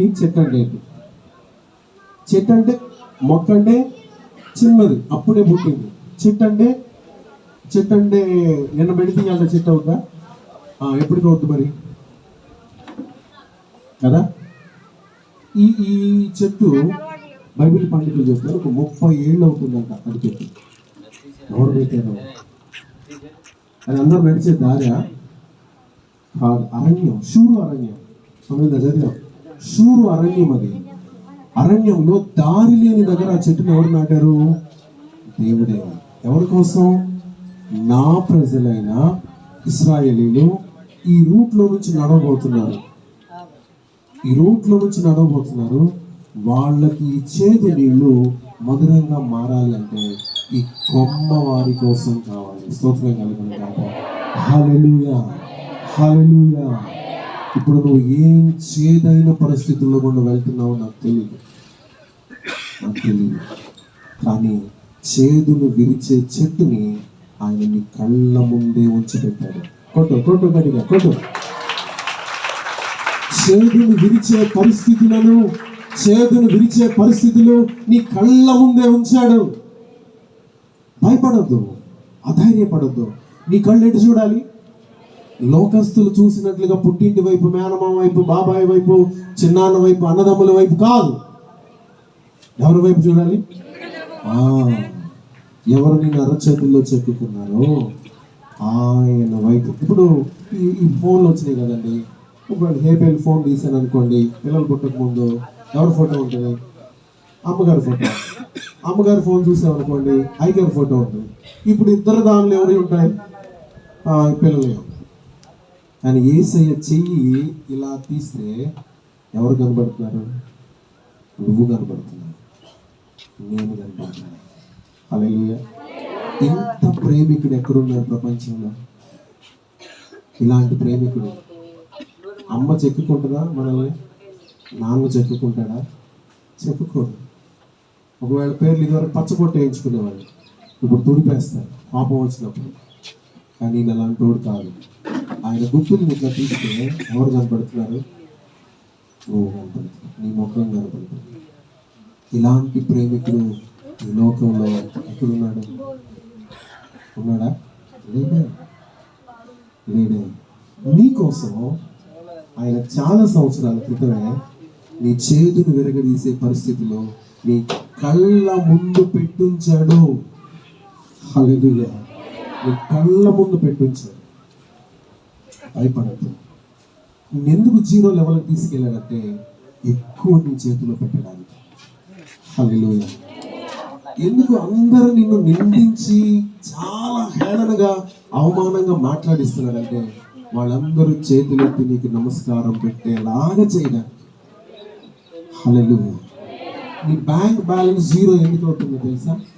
ఇప్పుడు దాకా 1000 ట్రాన్సాక్షన్ చేస్తే ఇక నుంచి lakhsలో ట్రాన్సాక్షన్ చేయించాలని. ఎస్, అందుకోసం కనుక నీ చేతులు విరిచే పరిస్థితులు ప్రభు నీ ముందుంచాడు. కూర్చోండి. నీ ముందుంచాడు. నేను ఎక్కువగా వాక్యం చెప్పడానికి నెల్లూరు ప్రాంతానికి వాక్యం చెప్పడానికి వెళ్తూ ఉంటాను ఎక్కువగా. అక్కడ నాకు తెలిసిన ఒక సేవకుడు ఉన్నాడు. ఒక 15 మంది అట్లా ఉంటారు విశ్వాసులు. ఆయన చాలా పేదరికం, 2 పిల్లలు, భార్య, సేవకు వచ్చారు, సేవ చేస్తున్నారు. అందరూ పేద విశ్వాసులే. అందరూ కానుకేస్తే 15 రూపాయలు వస్తాయి. ఆదివారం 15 రూపాయలకి ఎన్ని కేజీలు బియ్యం వస్తాయి? కొన్ని రేషన్ బియ్యం ఎంత కేజీ మనం అమ్ముతాం కదా, అమ్ముతున్నారా? అమ్మితే ఎంత వస్తున్నాయి? కేజీ 10 రూపాయలు వస్తాయి. ఇప్పుడు కేజీన్నర వస్తే ఆ 15 రూపాయలు. విశ్వాసుల మీద విసుక్కోలేదు, బాధపడలేదు. పాసం గారు ఒకే ఒక చీర ఆమె రాత్రిపూట ఉతుక్కుని ఆరబెట్టుకుని పగలు కట్టుకుంటా ఉంటుంది. కొన్ని నెలలు అలాగే పేదరికంలో వాళ్ళు సేవ చేస్తూ ఉన్నారు. పిల్లలకి వరకు అన్నం పెట్టి వాళ్ళు తినకుండా. పాస్టర్ గారు పట్టుదల కలిగిన మనిషి. వాటిని బియ్యం బాగా కడిగి గంజి ఉంచి ఈయన కొంచెం ఉప్పేసి ఇచ్చి ఆమె ఏం తినకుండా బాగా ప్రార్థన చేస్తాం. అబ్బా, మమ్మల్ని పిలిచావుగా ఇలాంటి స్థితి అనుభవించడానికైనా, ఇలాంటి పరిస్థితులు అనుభవించడానికైనా. నువ్వు సర్వకృపానిధివి, సంపదల గనివి కదా. ఎప్పుడు ప్రభా, ఇంకెప్పుడు ప్రభా, ఈ పరిస్థితిలో నుంచి బయటకు తీసేది ఎప్పుడు ప్రభా అని ఆ ప్రార్థన చేస్తూ ఉంటే ఏలూరు దగ్గర కొల్లేరు ఉంటుంది. కొల్లేరు దగ్గర నుంచి ఒక 2 ఫ్యామిలీస్, 2 పురుషులు 2 స్త్రీలు, వాళ్ళకి 2 పిల్లలు, 8 మంది అక్కడికి వచ్చారు. నెల్లూరులో చేపల వ్యాపారం చేయడానికి వాళ్ళు వచ్చారు. వాళ్ళు ప్రార్థనకి వెళ్ళేవాళ్ళు. వాళ్ళు ప్రార్థన చేసుకుంటున్నారట. మేము ఎక్కడికి వెళ్ళాలి ప్రార్థనకి చెప్పు ప్రభువా అంటే, ఈ పాస్టర్ చర్చికి వెళ్ళమని చెప్పారంట ప్రభు. వాళ్ళు వచ్చారు ఈ వారం వచ్చారు. వాళ్ళు ఏం చేశారంటే వీళ్ళకు 2000, వాళ్ళకు 2000 కానుకేశారు. 15 రూపాయలు, ఈ ఒక 4000, ఎంత 4015 రూపాయలు కానుకొచ్చారు. ఆ డబ్బులు చూసి చాలా ఆశ్చర్యపోయారు. కొంచెం వాళ్ళ ఆవిడికి 100 రూపాయలు వచ్చారు. ఒక 4-5 కొన్నారు. పిల్లలకు కూడా కొంచెం బట్టలు కొన్నారు. కొంచెం అట్లా ఉన్నారు. 2వ వారం వాళ్ళు వచ్చారు. ఆ 2 ఫ్యామిలీస్ చర్చికి వచ్చారు. ప్రార్థన అయిపోయింది. అయ్యా ప్రార్థన చేయండి, దర్శనం బాగా ఇవ్వాలన్నారు. అంటే ప్రార్థన చేశారు. చేసిన తర్వాత వాళ్ళు టేబుల్ మీద ఒక ఫ్యామిలీ 2 లక్షలు, ఇంకో ఫ్యామిలీ 2 లక్షలు టేబుల్ మీద పెట్టారు. ప్రార్థన చేయండి, ఇది మా దర్శనం భాగం అని చెప్పారు. ఆ 4 లక్షలను ఇట్లా పట్టుకొని పాస్టర్ గారు ఏడుస్తా 4 లక్షల మీద ఆయన కన్నీళ్లు పడ్డాయి. ఆయన నాతో చెప్పాడు, నెల్లూరు భాష కొంచెం స్లాంగ్ వేరే. పాస్టర్ గారు అక్కడ సార్ అని పిలుస్తారు. సారా ఆ డబ్బులు చూస్తే నాకు రోమాలు ఎక్కిపోసిపోయింది సార్.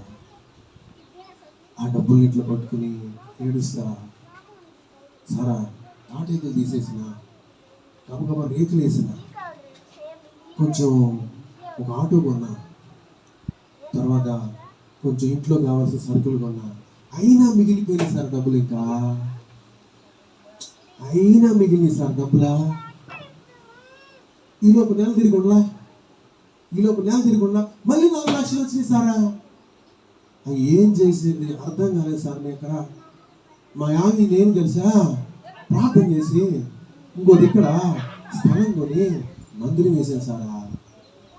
అది ఒకటే కాదు సారా, మొత్తం 4 మందిరాలు కట్టాం సారా. ఇప్పుడు అబ్బాయి 2 నేను 2 చూస్తున్నాం.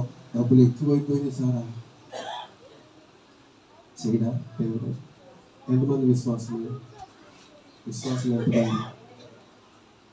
ఎంతమంది?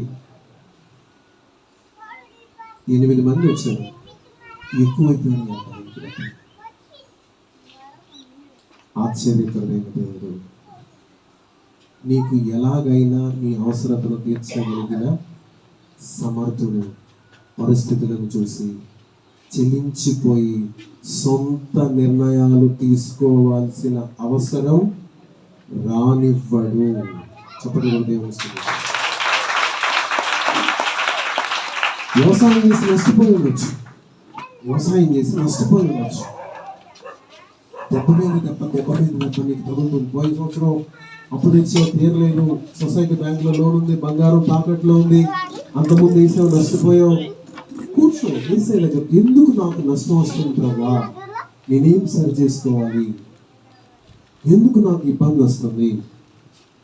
ఎక్కడ నీకు నాకు మధ్యలో, మన ఇద్దరి మధ్యలో ఉన్న రిలేషన్లో ఎక్కడ ప్రాబ్లం ఉందో రివీల్ మీ.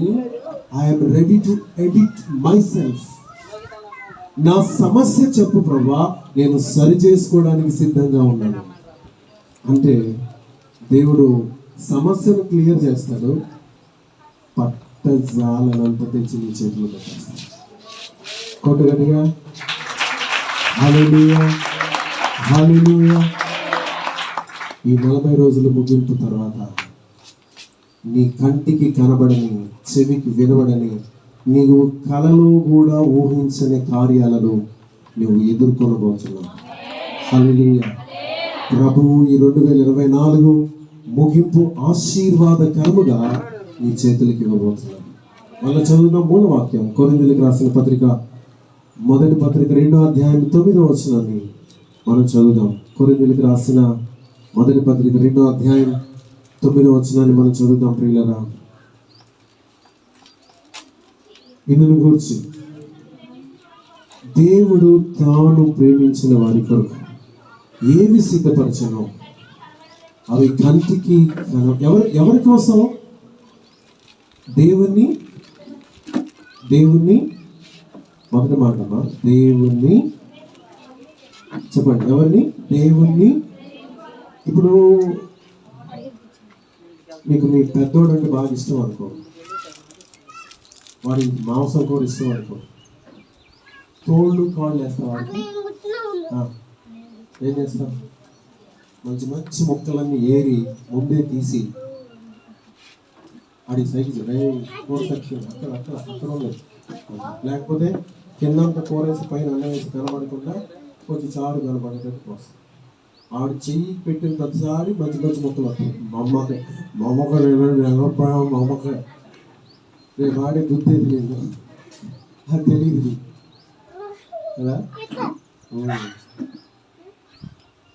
నువ్వు దేవుణ్ణి ప్రేమించడం నేర్చుకుంటావు. ప్రతి క్షణం ఆశ్చర్యం, ప్రతి క్షణం ఆశ్చర్యపడు. ఏంటి ప్రభా ఎంత ప్రేమ కురిపిస్తున్నావు. ఇప్పుడు ఆ పాస్ గారి భార్య నాకు చెప్పేటప్పుడు కూడా ఏడుస్తాను. షట్టంతా గడిచిపోయి నాకు చెప్పేటప్పుడు ఏడుస్తాను. వాళ్ళు పడ్డ కష్టాలు చెప్తుంటారు. సారా మా యామి నిజంగా ఎంత ఓర్పు కలిగింది సార్. ఒక్క చేరే ఆ కూర్చుంటుంది కదా మందిరంలో, అదంతా నలిగిపోయి 10-15 సార్లు పుట్టింది సార్. అదంతా చీరని బయట చెంగుతో అంటే కవర్ చేసుకునేది, కప్పుకునేది. నా దగ్గర డబ్బులు లేవు. ఆమెకి 100 రూపాయలు పెట్టి ఒక చీర కొన్నామంటే అస్సలు కుదిరేది కదా సార్. నిజం సారా, ఏసై అంత గొప్పవాడు సారా. ఎక్కువైపోతున్నాయి. ఇప్పుడు ఆమె పెట్టి నిండా కొత్త చీరలే ఉన్నాయి సార్. కొత్త చీరలు నేను అప్పుడు అట్లా, ఏమా ఏమి ఈ కట్లేదు ఏంది ఇంకా నువ్వా ఎప్పుడు కడుపుయన్నా అంటే నవ్వి నవ్వి సాక్ష్యం కోసం కదా సార్ నేను అది ఉంచిందా, సాక్ష్యం కోసం కదా అది అది ఉంచిందా, నేనేది కట్టుకుంటానే అంటే సరేనా ఆయన ఏడుస్తూ చెప్తున్నాడు. దేవుడు నీతో సాక్ష్యం చెప్పించడా? వాళ్ళు నమ్మిన దేవుడే మనం నమ్మారు, వాళ్ళకున్న విశ్వాసం మనకు ఉంది. అదే దేవుడు పట్టజాలని సమృద్ధిని తెచ్చి నీ చేతిలో. ఇందాక చేదుగా ప్రవహిస్తున్న నది 20 లక్షల మంది ఇట్లా ఈ కొంచెం తీస్తాగండమ్మా అన్నాడా మోసే? కొంచెమే ఒక చేతితో తీసుకోండి అంటున్నాడా? ఇప్పుడు చేతి ఏమైపోయింది? విరిగింది. దోషులతో తాగుతున్నారు, స్నానమే చేస్తున్నారు.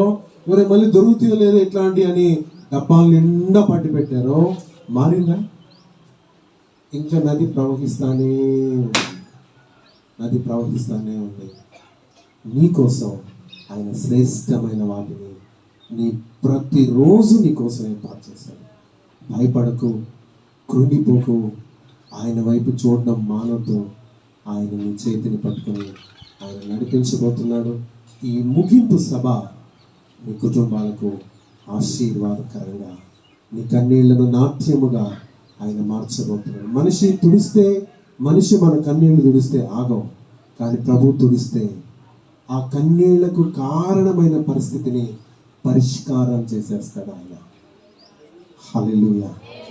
అలాంటి సంతోషాన్ని నీ ముఖంలో ప్రభు కలుగజేయనుగా. లేచి నిలబడదాం, ప్రార్థన చేద్దాం. ప్రభా, నువ్వు నమ్మదగిన దేవుడు. యోసేపుని చంపేద్దాం అనుకుంటే సమయానికి ఇస్మాయిలీలు ఒంటెలను తీసుకొచ్చి అక్కడ పెట్టావు. తెచ్చి అక్కడ పెట్టావు. ప్రభా, ఎంత ప్రేమ నా మీద నీకు. నేను మిమ్మల్ని అర్థం చేసుకోవడంలో పొరపాటు పడ్డాను ప్రభా. నానా, కళ్ళు మూసుకున్నాం, అందరం కళ్ళు మూసుకున్నాం. ప్లీజ్ కళ్ళు మూసుకున్నాం, ప్రార్థన చేద్దాం. అందరం కళ్ళు మూసుకోండి, ప్రార్థన చేయండి. ఎవరు అటు ఇటు తిరగొద్దు. ఇది దేవుడు మనము మాట్లాడుకునే టైం. కళ్ళు మూసుకో. యేసయ్యా, నేను ఈ పరిస్థితుల్లో గుండా వెళ్తున్నాను. నా చేదు నీకు తెలుసు, నా దిగులు నీకు తెలుసు. బయటికి చెప్పలేను ప్రభా, ఎవరి ముందు దాన్ని వ్యక్తపరచలేను ప్రభా, ఎవరి ముందు దాన్ని చెప్పలేను. నా హృదయం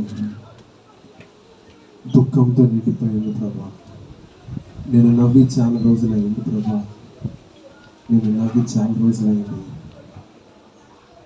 అందరు పిల్లలు సమృద్ధితో ఉంటే నా పిల్లలు పేదరికంతో చాలని పరిస్థితులతో ఉన్నాం. మా బంధువులందరిలో అందరూ ఫంక్షన్స్లో వాళ్ళని చూస్తే ఆ దేవుడు నమ్ముకుని వెళ్ళారుగా, ఏం జరిగింది అంటున్నారు. అక్కడికి వెళ్తే మీకు ఏమొచ్చింది అంటున్నారు. ఏం చేశాడు ఆ దేవుడు? వద్దని లేవు కదా, ఇదిగో మేము చూడు ఎలా ఉన్నామో. ఏమయ్యాడు మీ దేవుడు? ఏం చేశాడు ఆయన అని మాట్లాడుతున్నారు ప్రభా. కానీ నాకు నీకు మధ్యలో గొడవ ఉందని వాళ్ళకి తెలియదుగా ప్రభా. తెలియదు కదా. అయితే నన్ను క్షమించి నన్ను సరిచేయి. లోకం వైపు చూస్తున్నాను, లోకస్తులాగా నేను ఆలోచిస్తున్నాను. మీ మీద ఆనుకోవడం, మిమ్మల్ని ప్రేమించడం నాకు నేర్పించు ప్రభా.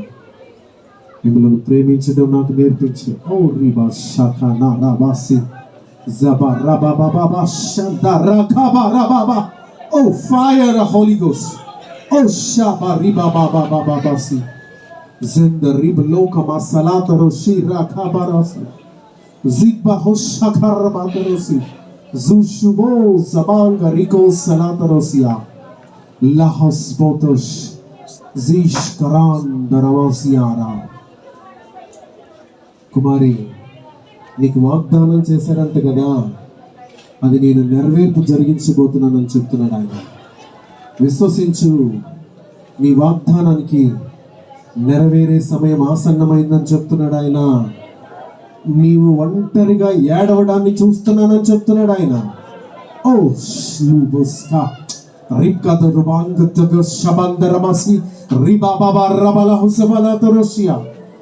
నలుదిశల దారులన్నీ మూసుకుపోయినాయి. ఎటువైపు నుంచి నీకు మార్గం లేదు.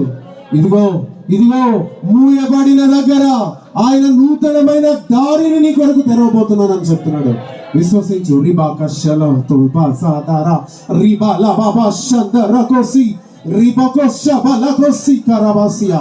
హేళన చేయబడిన ప్రజల మధ్యలో నీ తలను పైకెత్తి నిన్ను విలువైన వ్యక్తిగా చూడబోతున్నాడని ప్రభు తెలియజేస్తున్నాడు. హల్లెలూయా హల్లెలూయా హల్లెలూయా హల్లెలూయా. పోగొట్టుకున్న దానిని తిరిగి నీకు ఇవ్వబోతున్నానని చెప్తున్నాడు ఆయన. నష్టపోయిన దానిని, అప్పులలో నుండి, ప్రాంసరీ నోట్లన్నిటినీ నీకు విడుదల కలుగు చేయబోతున్నానని చెప్తున్నాడు ఆయన. తాకట్టులో ఉన్న బంగారాన్ని తీసుకురాబోతున్నానని చెప్తున్నాడు ఆయన. నువ్వు మాటి మాటికి నీ తోడుకోడలు నిన్ను చాలా చులకనగా మాట్లాడుతుంది, నిన్ను హేళనగా మాట్లాడుతుంది.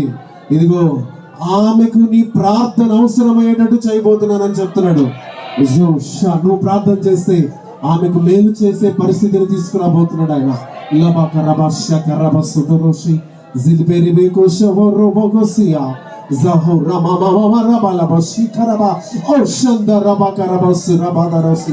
రాజు నీకు మహిమ మహిమ మహిమ, నీకు ఘనత, నీకు ప్రభావములు, ఆశ్చర్యకరుడ నీకు స్తోత్రములు.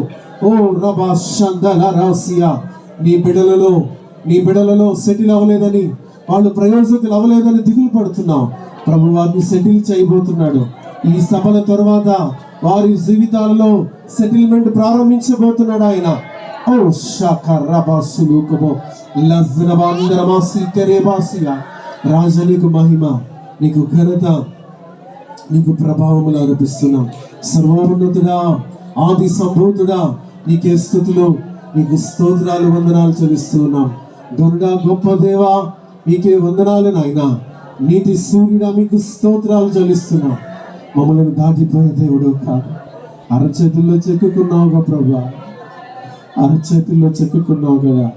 నీలాంటి ప్రేమికుడేడి ఈ లోకంలో, నీలాంటి ప్రేమికుడేడి ప్రభా, నీలాంటి ప్రేమికుడేడి ప్రభా. ప్రభా, ఎంత ప్రేమ నా మీద నీకుంది, ఎంత ప్రేమ నా మీద నీకుంది. నీకు వందనాలు, స్తోత్రాలు చెల్లిస్తున్నాం.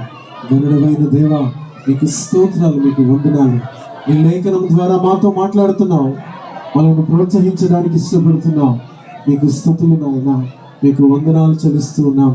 అయ్యా, ఈ ముగింపు సభలో నాయన మా ప్రతి అవసరతను నువ్వు తీర్చడానికి ఇష్టపడుతున్నందుకు వందనాలు నాయన. గతంలో ఎన్నో ఇరుకుల మధ్యలో, ఇబ్బందుల మధ్యలో, చాలని పరిస్థితుల మధ్యలో ప్రభా, కన్నీళ్ళే కొన్నిసార్లు మంచి నీళ్ళుగా తాగిన సందర్భాలు ఉన్నాయి ఇక్కడ ప్రభా, ఇక్కడ ఉన్నాయి నాయన. చుట్టుపక్కల మనుషులు చాలా హేళనగా ఎక్కడి నుంచో వచ్చి ఇక్కడ ఏంటి మీరు తీసేయాలి, మూసేయాలని మాట్లాడుతున్నప్పుడు నువ్వు విడిచిపెట్టలేదు ప్రభా.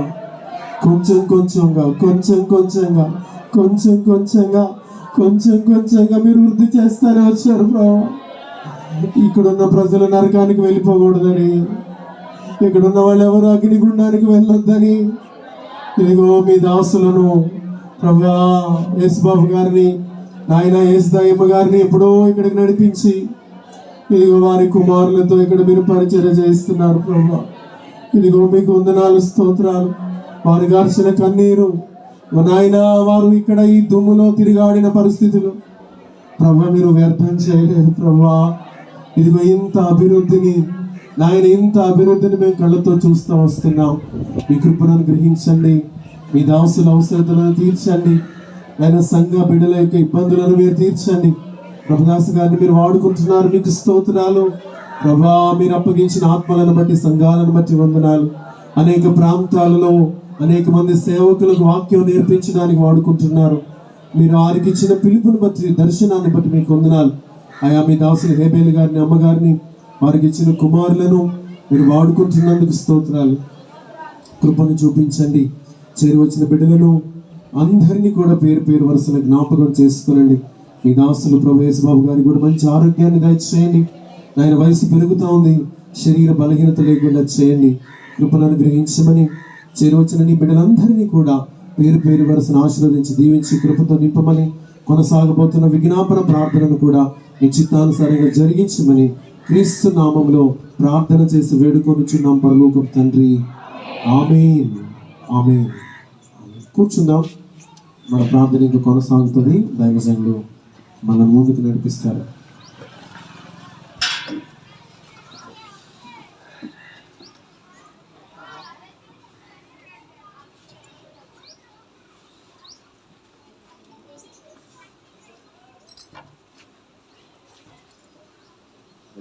హల్లెలూయా.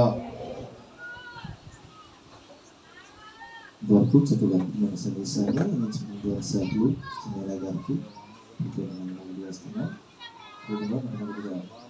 దేవుని మాట్లాడించండి దేవ సేవకులు అన్నయ్య గారికి కూడా, మరి నాన్నగారికి దేవుని చేస్తున్నాం. ఈరోజు ఈ పరిచర్య ఈ విధంగా మరి ముందుకు అనేకులకు ఆశీర్వాదకరంగా కొనసాగుతుందంటే నాన్న చేసినటువంటి ప్రార్థన, దాని స్తోత్రం. రెండోదిగా స్థానిక సంఘటనలు వారి కృషి, వారి ప్రార్థనలు, వారు చూపిన ప్రేమ, మా గ్రామ పెద్దలు, గ్రామ నాయకులు, ప్రాంతవాసులందరూ చూపినటువంటి ప్రేమ, ఆత్మానాలు, ఈ విధంగా మనందరం వీరందరూ చూపినటువంటి ప్రేమ వల్లనే అనేకులు ఆశీర్వాదంగా ఈ మందిరం ఈ విధంగా ఈ స్థానంలో ఉంచబడింది. దేవునికి స్తోత్రం. మీ అందరికీ ప్రభు నా పేట తెలియజేస్తూ ఉన్నాం.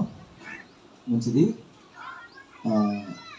10 రోజుల ఉపవాస ప్రార్థనలు ప్రతి సంవత్సరం మన గ్రామక్షేమం వరకు ఏర్పాటు చేస్తూ ఉంటాం. అయితే ఈ సంవత్సరం కూడా నేను ఎప్పటికప్పుడు ప్రార్థనలు ఆపుదాం అనుకుంటా, కానీ ప్రభు ఆత్మ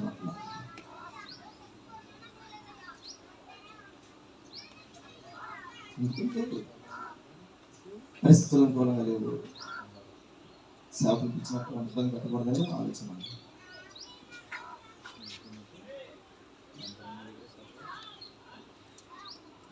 ఈ సంవత్సరం ఆశ్చర్యకరంగా దేవుడు మాత్రం ఉన్నాడు అనే దానికి నిదర్శనంగా చాలా గొప్ప అద్భుతాలు చేశారు.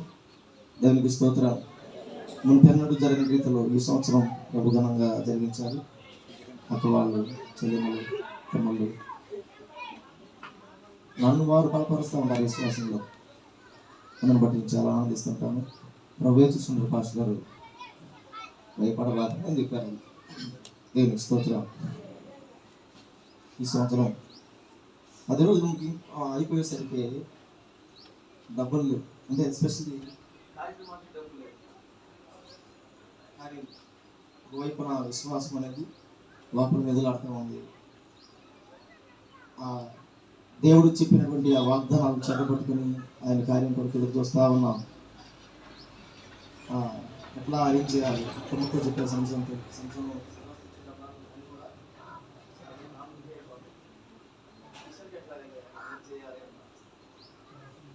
చేద్దామని అనుకున్నాను. ఈ లోపల దేవుడు ఒక ఆశ్చర్యకరంగా ఒక కార్యం చేశాడు.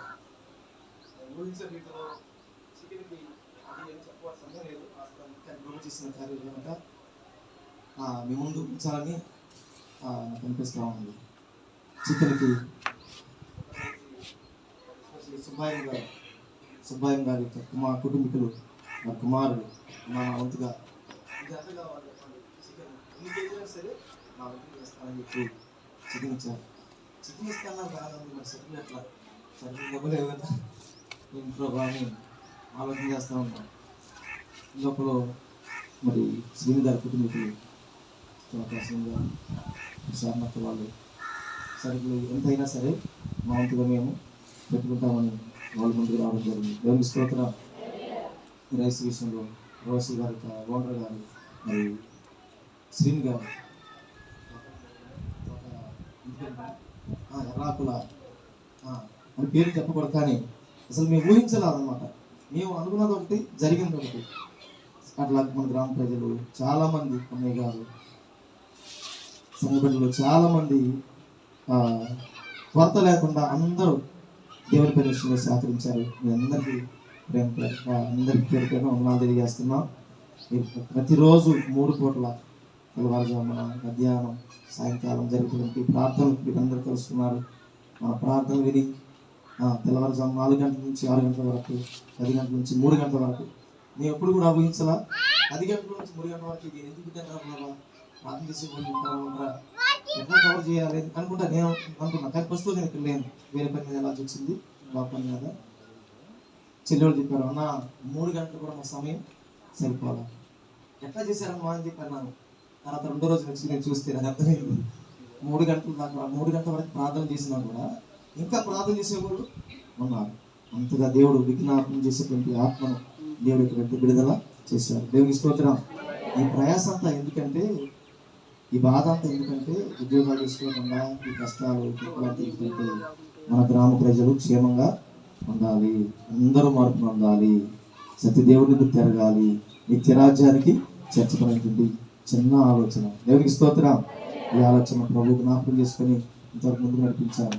అందరూ సహకరించిన మీ అందరికీ వందనాలు, ప్రార్థించిన అందరికీ ప్రేమపూర్వకంగా అందరికీ వందనాలు తెలియజేస్తున్నాం. చిన్న ప్రార్థన చేసుకుని అందరూ కూడా తల ఉంచుదాం. దయగల యేసయ్య, మీ ఘనమైన నామమును బట్టి స్తుతిస్తా ఉన్నాం ప్రభా. ఇంతవరకు ఈ 10 దినాల మహిమకరమైన సన్నిధి పండుగల ఆరాధనలు మీ నామానికి మహిమ తెచ్చుకుంటూ ఈ దీన సంఘం ద్వారా, ఈ దీన బిడ్డల ద్వారా మీ నామానికి ఘనత తెచ్చుకుంటూ ఈ కోడికల్లో, ఈ ఆరాధనలో పాల్గొన్నటువంటి ప్రతి ఒక్కరిని మీరు జ్ఞాపకం చేసుకున్నారని మేము నమ్ముతున్నాం. ప్రతి ఒక్కరి కన్నీరు మీరు చూసినందుకు స్తోత్రాలు, ప్రతి ఒక్కరి యొక్క అక్కర్లు మీరు చూసినందుకు స్తోత్రాలు, ప్రతి ఒక్కరి యొక్క స్థితిగతులు మీరు చూసినందుకు వందనాలు. వారి దయనీయమైన స్థితి ప్రభా, బాధాకరమైన పరిస్థితులు, చీకటి బ్రతుకులు అయ్యా, సమస్తాన్ని మీరు గుర్తించిన విధానంకై నిన్ను స్తుతిస్తా ఉన్నాం. అదేవా, నిశ్చయముగా ఈ సన్నిధి కోడికల్లో పాల్గొన్న వారికి మీరు ఏ మేలు దాచి ఉంచారో, మీరు దాచి ఉంచిన మేలు, మీరు తెచ్చిన ఆ కృపా ఆశీర్వాదాలు నిశ్చయంగా నీ బిడ్డలందరూ అనుభవించుదురుగాక. ప్రభుతో జ్ఞాపకం చేసుకోండి. పరిచర్య చేసిన వారిని బట్టి, ఈ 10 దినాలు ఉపవాస దినములు ప్రతిష్ఠించుకున్న వారిని బట్టి ప్రభా, నీ పని కొరకు దాతృత్వాన్ని చాపిన వారందరినీ బట్టి ప్రభా, ఇంతవరకు ఓపికతో ఓర్పుతో సహనం కూర్చున్న ప్రభా, గ్రామ పెద్దలు, తల్లులు, అక్కవాళ్ళు, చెల్లివాళ్ళు, తమ్ముళ్ళు, అన్నలు, పెద్దలందరినీ బట్టి నేను స్తుతిస్తా ఉన్నాం. వీరందరికీ ఈ కొడుకుల్లో పాల్గొనడం ద్వారా మీ దీవెన వీరందరికీ కలుగును గాక. ఒక దయచేయండి. ఇంతవరకు అద్భుతమైన సందేశాలు అందించినటువంటి అన్నయ్య గారిని బట్టి ప్రభా, సమీలయ్య గారిని బట్టి నేను స్తుతిస్తున్నా. అలా పరిస్థితినటువంటి ప్రార్థించిన నాన్నగారిని బట్టి నేను స్తుతిస్తున్నా. మీ దీవెన ఆశీర్వాదము ప్రభా ప్రతి ఒక్కరి మీద ఉంచండి. ఇంకొన బలపరిచి మీ కృపలో అందరినీ వర్ధిల్లింపచేయమని ప్రార్థన చేస్తూ మరలా సంవత్సరం వచ్చే వరకు మీ కాపుదల ఉంచండి ప్రభు. కొందరు ప్రార్థన రిక్వెస్ట్ కోరారు, ప్రేయర్ రిక్వెస్ట్ కోరారు ప్రభా. బలహీనంగా ఉన్న వారిని బట్టి ప్రార్థన చేస్తున్నా. సూర్య గారి కుమారుని బట్టి ప్రభా, ఎరాకుల శ్రీని గారికి కుమారుని బట్టి నేను స్తుతిస్తున్నా. అయ్యా, నీకు స్తోత్రాలు తెలియజేస్తున్నా ప్రభా. డేలర్ గారిని బట్టి ప్రార్థన చేస్తున్నాం. కృపతో జ్ఞాపకం చేసుకొని నీకు స్తోత్రాలు. ప్రతి విధమైన వ్యాధి బాధల నుండి సంపూర్ణమైన విడుదల వారికి దయచేయండి ప్రభా. ఈ కార్యక్రమంలో సహకరించిన, నిలబడిన ప్రతి ఒక్కరిని పరిచయం చేస్తున్న ప్రతి ఒక్కరిని బట్టి నేను స్తుతిస్తూ వారందరికీ మీ దీవెన కలుగు చేయమని ప్రార్థన చేస్తున్నాం ప్రభా. మరొక ప్రభా విన్నపాన్ని మీ పాదాల చెంత పెడుతున్నామయ్యా ప్రభా. రైతులు ఎంతగానో వేలకు వెలుగు పెట్టుబడులు పెట్టి ప్రభా పంట పొలాలు వేశారు. ఇప్పటికే ఎంతో నష్టపోయి బాధల్లో ఉన్నారు నాయన. వారు ఒడ్డెక్కకు ముందే మరలా వాయుగుండమని ప్రభా వార్తల్లో మేము వింటున్నాం ప్రభా. అయితే దయచేసి దయచూపమని ప్రార్థన చేస్తున్నాం. అనుకూలమైన వాతావరణాన్ని ప్రభా మా ప్రాంతమునకు దయచేయండి, మా రాష్ట్రమునకు దయచేయండి అయ్యా. ప్రతి ఒక్క రైతులందరూ ఒడ్డెక్కడానికి, ప్రతి ఒక్క రైతులందరూ కూడా ప్రభా అయ్యా పంట అంతా కూడా వారి నోటి దాకా రావడానికి కావలసిన మీ కృప దయచేయమని ప్రార్థన చేస్తున్నాం. మీ కృప ఏదైనా చేస్తుంది కనుక నిశ్చయముగా ప్రభా ప్రతి ఒక్కరిని మీరు వడ్డెక్కించమని ప్రార్థన చేస్తున్నాం. సహాయం దయచేయండి. మా గ్రామములకు క్షేమము, మా గ్రామములో రక్షణ గురించిన సునాదము ప్రతి గృహములో వినబడాలి. కావలసిన మీ కృప దయచేయండి అయ్యా. మేలుతో నింపండి ప్రభా. బిడ్డ వెంకటేశ్వరుని బట్టి స్తుతిస్తున్నాం. ప్రార్థన సహాయం కోరారు ప్రభు. దూర ప్రాంతంలో జాబ్ చేస్తూ ఉండగా ఆ బిడ్డను జ్ఞాపకం చేసుకుని మంచి ఉన్నతమైన స్థితిలోగా బిడ్డ నడిపించండి ప్రభా. రామచరణ బట్టి ప్రభా, ఎందరైతే ఉద్యోగాల నిమిత్తమై ఆశించి ప్రేరేకిస్తూ పంపించారో వారందరి ఉద్యోగాల విషయాల్లో మీ క్రియ జరుగును గాక. కృప దయచేయండి. మేలుతో నింపమని ప్రార్థన చేస్తున్నాం. ఇక పండుగ ఆశీర్వాదాలు ప్రతి ఒక్కరి మీద ఉంచమని యేసయ్య నామములో అడిగి వేడుకొనుచున్నాం మా ప్రియ తండ్రి. ఆమేన్. ఆశీర్వాదాలు. మన తండ్రి అయిన దేవుని దయ, కుమారుడైన యేసుక్రీస్తు ప్రభు వారి కృప, పరిశుద్ధాత్మని సహవాసము, సమాధానము, నెమ్మది ఈ 10 దినములు ఉపవాసములో చేసిన ప్రతి విజ్ఞాపనకును ప్రభు జవాబులనిచ్చి అడగక మరిచిన ఈవులన్నిటిని కూడా సఫలపరిచి ఈ దినము జన్మదినం జరుపుకుంటున్న ఫిన్నీని ఆశీర్వదించి ఇప్పటి వరకు చేయబడిన ప్రతి విజ్ఞాపన, ఎవరెవరి పేర్లైతే విజ్ఞాపన చేయబడ్డాయో ప్రతి విజ్ఞాపనను కూడా ప్రభు అనుకూలపరచునుగాక. ఆమేన్. మన తండ్రి అయిన దేవుని దయ, కుమారుడైన యేసుక్రీస్తు ప్రభు వారి కృప, పరిశుద్ధాత్మనే సహవాసం సదాతోనే నడిపించి సమృద్ధితో నెమ్మదితో మనల్ని పంపునుగాక. ఆమేన్. దేవాది దేవుని పరిచయం దీవించునుగాక. ఈ మహిమా మందిర్ని దేవుడు ఆశీర్వదించునుగాక, వర్ధిల్లింప చేయునుగాక, సమృద్ధితో నింపునుగాక. మనో క్రీస్తు మహారాజుకే, రాజుల రాజుకే, ప్రభువుల ప్రభువుకే, త్వరలో రానైన యేసురాజుకే హల్లెలూయా. అందరికీ వందనాలు.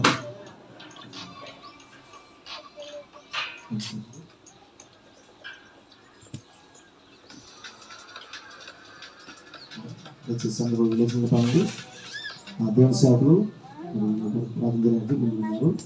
ప్రార్థన అవసరం త్వరగా వచ్చి మరి ప్రార్థన చేయించుకోవాలని తెలియజేస్తున్నాం.